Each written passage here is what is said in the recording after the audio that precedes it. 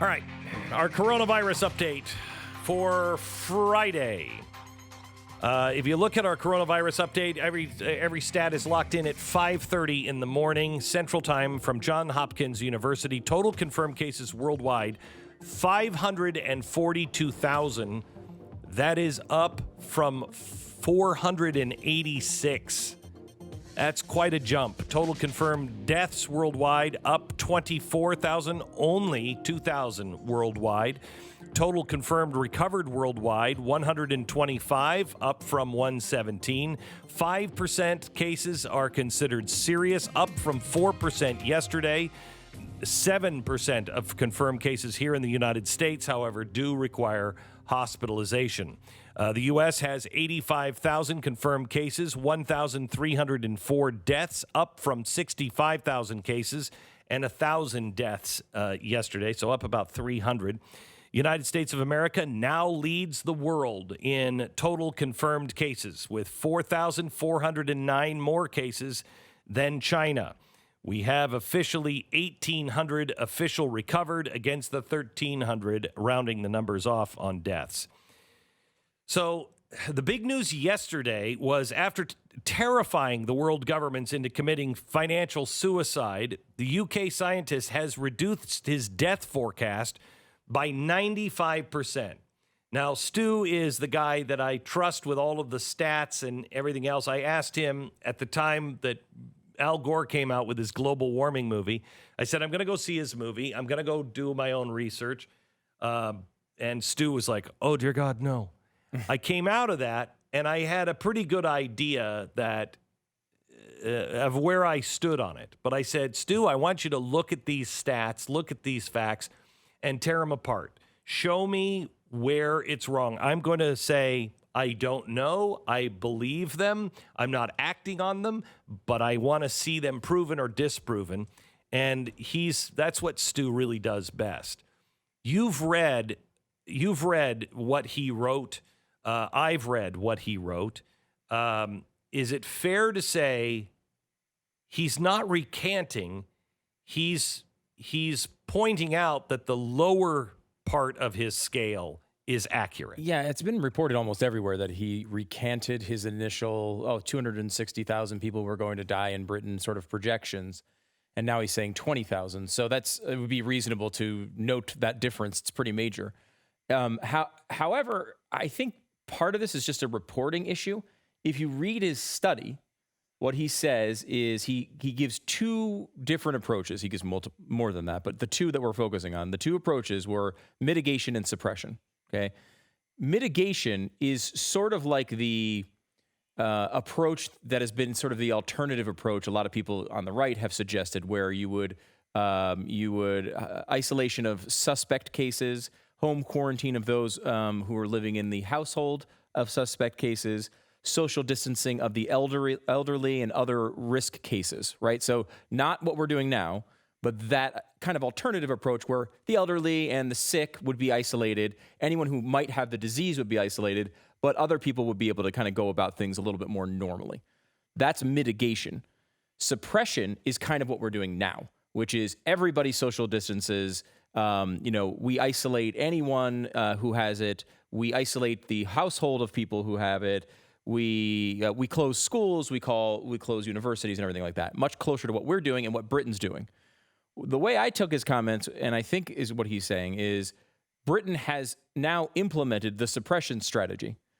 Which was his most draconian. Right. And that one, his death count was 20,000.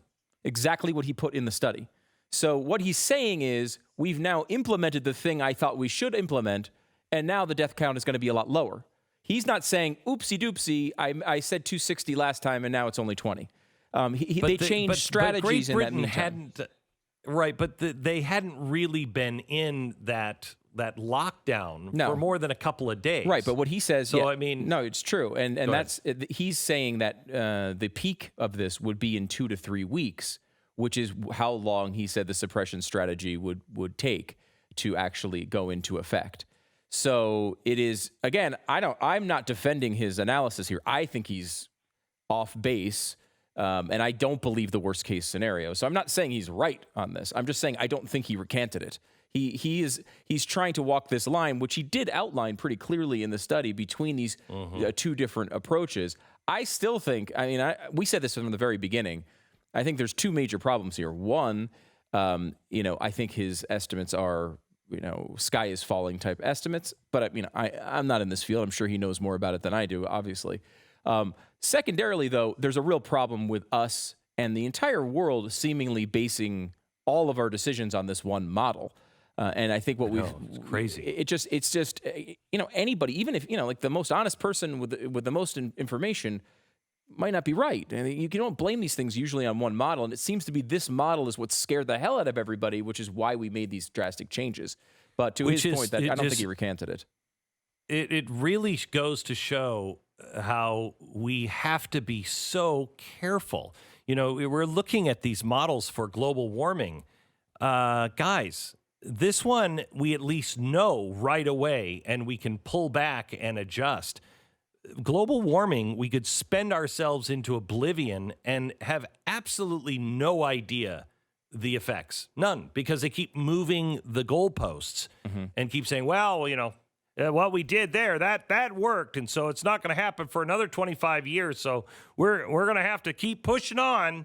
I mean, you just don't know. At least with this one, we'll know, but it shows again how much we don't know. These guys were so absolutely positive. And as I said before, and I want to make clear on this, I don't believe that this virus, and nor have I ever believed this virus was going to be as deadly as everybody worried. I have not been worried about this virus. I have been worried about overwhelming the healthcare system. We don't want to overwhelm the healthcare system. If we do that, we're into a whole nother kettle of fish that we just don't want to get into. However, as I started to see what it's taking now, $6 trillion, and I think it's actually more than that, with what the Fed has done before this. This is just $6 trillion between the Fed and the United States Congress. Those two packages this week were $6 trillion. I bet we're closer to $10 trillion with everything that's been put into this. That's an awful lot of money. And we've got to go back to work to be able to pay for some of this stuff. Now, let me go back to England here for a second. Government guidelines had everybody separate, including Boris Johnson. But Boris Johnson now has confirmed he has tested positive for COVID-19. Over the last 24 hours, he said, I've developed mild symptoms and tested positive for coronavirus. I'm now self-isolating, but I'll continue to lead the government response via video conference as we fight this virus. His partner, Carrie Simons, is pregnant. She'll also isolate for 2 weeks. Together, we'll beat this, he said. In one of the most irresponsible things I've ever seen, news from Mexico, and this should concern every single American, because Mexicans are going to pay for this, and they are going to start making a run for our border and overwhelm our healthcare system. And nobody's going to stand up against that in Congress, and they should. Mexicans are making their own bed right now, and it's going to cost us possibly our healthcare system if we don't guard against it. The governor of the central Mexican state of Puebla told reporters yesterday, you ready? The majority of people that are getting sick, I'm quoting, are wealthy people, If you're rich, you're at risk. But if you're poor, well, no. Us poor, we're immune. What? Wait, so yeah. Does the disease check the tax returns? How exactly is that? Yeah, I'm not sure. I'm not sure. But how many poor people in Mexico who are not paying attention because their government is not making a big deal out of this are just going along with that and going, yeah, well, that's only a rich person's disease. Yeah, I mean, the one thing that's interesting about this, too, going back to the projections we were just talking about, we're not going to necessarily know the answer with the UK and the US because we've taken sort of these more drastic steps. Places like Mexico and probably 2/3 of the globe have not. So we will see if this guy's projections wind up being true in places like Mexico and in the Middle East and Africa, because these countries haven't done anything. I mean, they're not. Many of them are not doing even any testing. You know, Mexico has like 300 cases in their country of 129 million people, and it's across a border where the most cases are in the world. It's obviously not true, and they're just ignoring it at this point and hoping for the best. Here's what we should be doing. We should be having our National Guard stand on the border and have some sort of healthcare facility in a tent or something that is just on the other side of the border. We should work with the Mexicans. They should pay for it. But I mean, that is going to become a humanitarian crisis, and every bleeding heart is going to say, we've got to let them into our hospitals. No, we don't. They've made their bed, and they'll swamp our system. We've already done all of this, and we've put ourselves in a situation where we might be in a depression. They did nothing.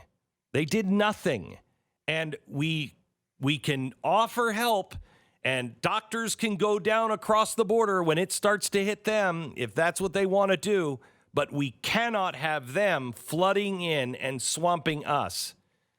I'm sorry. Your country is your lifeboat.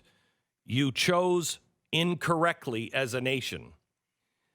All right. I love this story. Even in a pandemic, fake meat won't sell. Apparently, at grocery stores all across the country, I've seen these pictures everywhere. Even in a crisis, people will not buy fake hot dogs. I don't know that that's actually true, but because I mean they are projected to make, you know, the market is like tripling every single year at the moment for these things, but there's certainly a lot of people who will not buy them no matter what. They'd rather die. Yeah, no, it's those. You see the pictures of the shelves. Everything's gone. All of the vegan and vegetarian stuff, all that fake meat still sitting there. Everybody's like, man, I'm starving to death. Well, there's that stuff. Not that. That's crazy. What are we? What are we in Somalia? I'm not eating that crap. All right, there's your update for the day.